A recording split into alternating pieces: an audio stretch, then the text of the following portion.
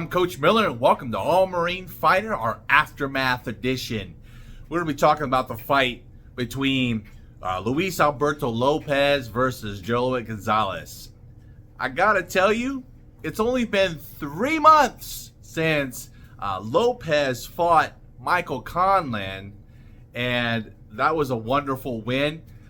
Lopez exploded onto the scene when he beat Josh Warrington.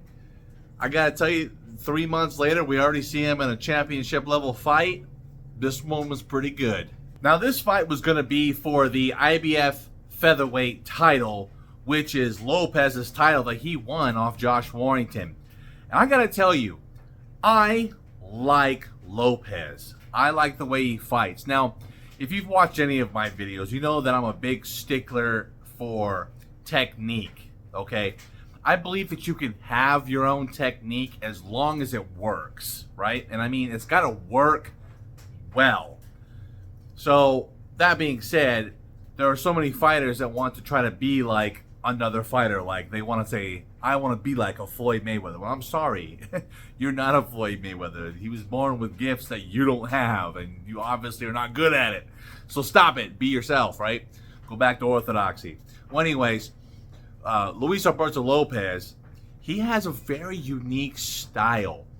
His hands might be down at times. He has a very slipping style of movement.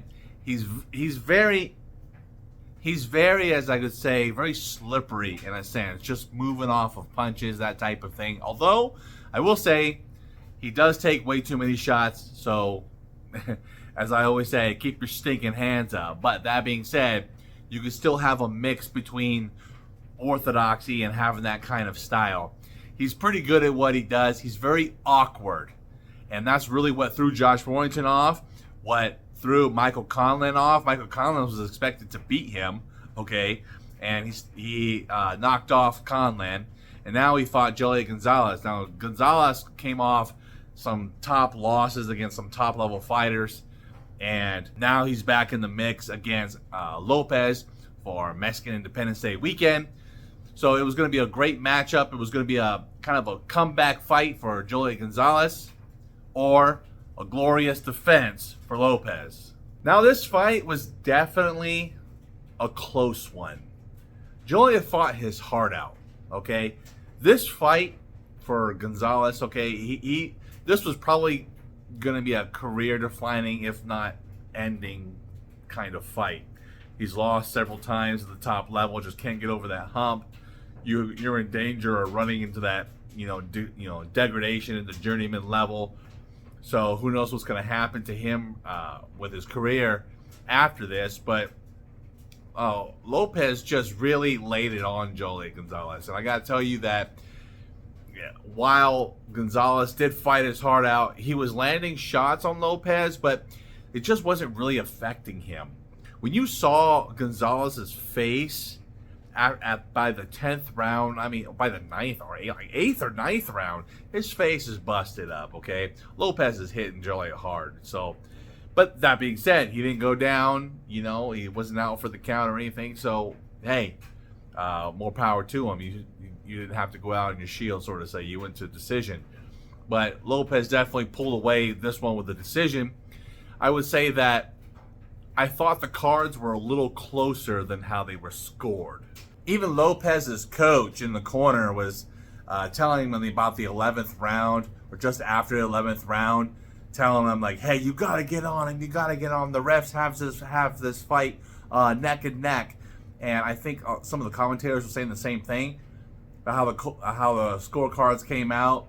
I wasn't like a massive gap or anything, but I thought it would have been a little bit closer. But I could see how some of those rounds could have been a little higher in the air as far as who it could have gone for. So it was okay, I would say. It was okay. That being said, Lopez came out with the decision victory. Now, where does Luis Alberto Lopez go from here?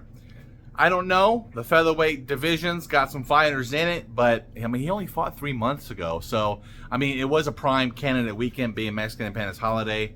So let's see what happens, how much time he takes off. It could be up to another 6 months before he comes back, but I do like the pace at which he's fighting. and he's not exactly a spring chicken either, so he might as well get in there and fight. He's got the IBF title.